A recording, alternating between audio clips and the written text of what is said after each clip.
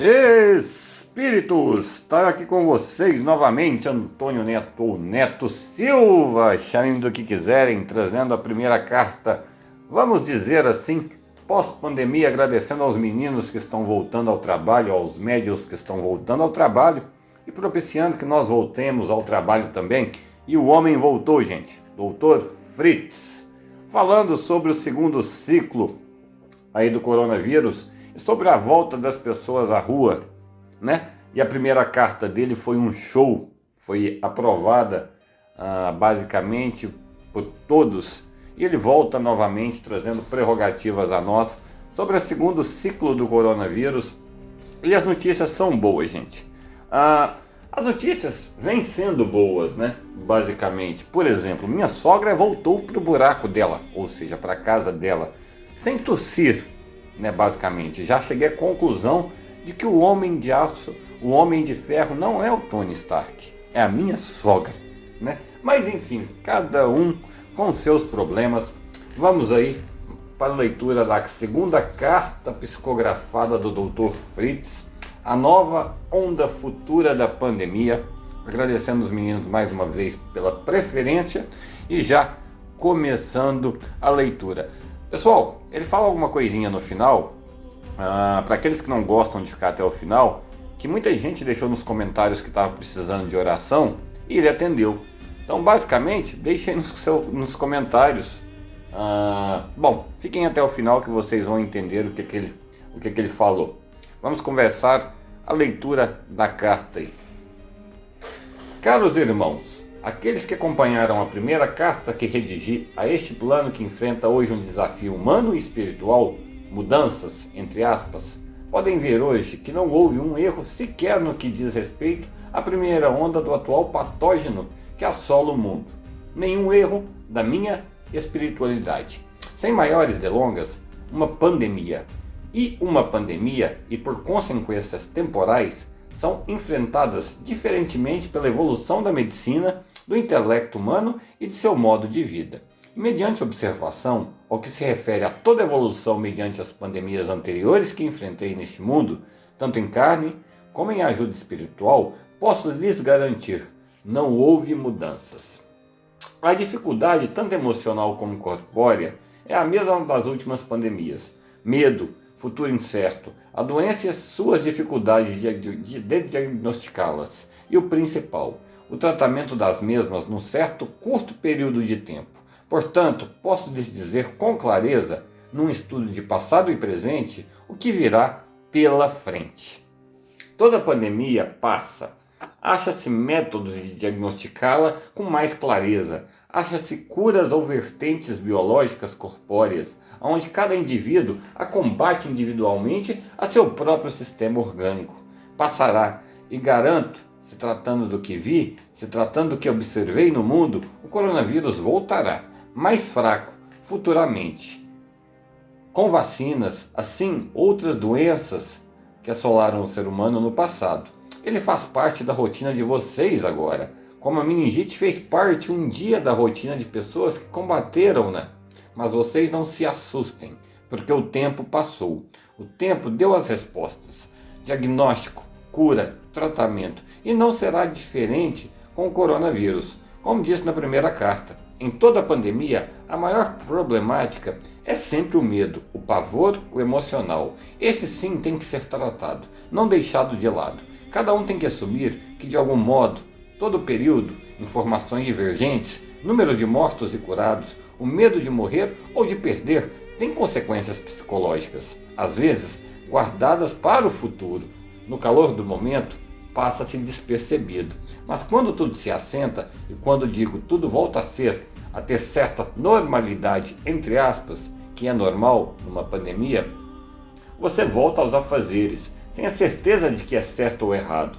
Voltar as crianças para a escola, ponto de interrogação. Voltar ao trabalho, ponto de interrogação. Voltar a colocar as finanças em dia, ponto de interrogação. Bom, isso, ao meu ver, deve ser uma decisão individual sua, de sua família, de suas necessidades. Sempre foi assim. A própria prerrogativa de se esconder do vírus pode não ser uma boa ideia. pois tenho comigo que todos passarão pelo mesmo sem tempo hábil a uma vacina. Porém, não significa que todos tenham que passar ao mesmo tempo. Intercaladamente, o próprio vírus faz isso. E tenho comigo que sua mutação será muito bem aceita ao organismo humano. Ou seja, quando houver um ciclo de 90% da população mundial, como é normal no vírus da gripe, as sintomáticas continuarão as mesmas, tendo teu corpo uma maior resistência já criada ao enfrentamento anterior do mesmo. Ou seja, seu sistema estará pronto. Assim como a gripe, que hoje é um resfriado, dizimou milhares de índios, e nós passamos por ela hoje com analgésicos, antitérmicos e etc. Assim será o corona no futuro. Mas falemos do hoje. Voltar à rotina é o ideal, às escolas, ao trabalho. Hoje vocês já podem observar, como dito na primeira carta, que é uma decisão individual. Perigo há, sempre há, como com o coronavírus. Hoje vocês já podem observar, com o coronavírus, com a AIDS sem proteção, com a dengue, com tudo que nunca deixou de existir. O que nós fazemos? O que o ser humano faz? Se protege. Não é uma decisão conjunta, e sim individual. Se você acha que seu filho não deve voltar às escolas, não mande. Se você acha que seu sistema financeiro aguenta não trabalhar, não trabalhe. Mas você não pode interferir nas decisões coletivas dos demais que têm a necessidade do mesmo. E hoje sabemos que o ideal é que se volte à normalidade, entre aspas, com estratégia. Calma, sem maiores devaneios. Principalmente ao calor, que chegará com temperaturas anormais, ajudando no combate do mesmo. Porém, ainda assim complicado aos idosos, mas com a vantagem de que o vírus não estará mais propenso ao clima, retirando do mesmo em si a capacidade de contágio maior. Resumindo, aquele que volta a trabalhar precisa da escola aberta para o filho ficar. Aquele que não volta a trabalhar não precisa. O risco de ambos, aparentemente, é o mesmo, já que o lockdown em si nunca existiu. Porém, emocionalmente, mente e corpo andam juntos. Promulgar discussões sobre o mesmo com os amigos na internet, o estresse, certo ou errado, cairemos novamente na maior problemática desta pandemia e na maior problemática dessa geração antipandemia: pânico, depressão, estresse, causando doenças secundárias. Tome suas decisões em casa. Evite aquele que tome decisões diferentes. Cada um sabe agora o que fazer. Meu conselho, como diriam os jovens de hoje: vida que segue, vida que precisa prosseguir. Agradecendo a todos, agradecendo aos ouvintes e às orações mediante a primeira carta que mandei, procurei atender a todos e aqueles que desejaram orações e visitas. Deixar nos comentários os nomes. Não prometo atender a todos de imediato, mas sim com calma e paciência. A todos chegaremos, porque não só eu encaro essa batalha. Vários médicos promissores estão junto com vocês, tanto humanos como espirituais. Vocês superarão mais uma vez e já superaram, só não sabem. Nós estamos extremamente otimistas. É hora agora de tratar o psicológico de vocês. Tomar decisões racionais e não em cima da raiva e do ódio. Nada desses sentimentos traz algo de bom. Tome suas decisões ao amor, a si próprio e ao futuro. O amor à vida. Doutor Fritz. Bom, pessoal, o que ele está dizendo em miúdos? Está tudo voltando à normalidade. O que ele disse na primeira carta era que mais cedo ou mais tarde vocês tinham que voltar mais cedo ou mais tarde para as ruas. E isso aconteceu, mas com estratégia. Ele está dizendo agora que isso aconteceu, mas que há uma divergência. Muita gente quer que os filhos voltem às aulas, outros não querem que os filhos voltem às aulas, alguns querem trabalhar, outros não querem trabalhar. Que essa decisão ela é muito mais emocional, ela é muito mais psicológica, porque o grande mal desse século é a depressão, do que basicamente uma decisão conjunta, aonde vai todo mundo para a escola. A verdade, gente, é que eu não vou colocar meu filho em risco na escola. Gente, não coloque.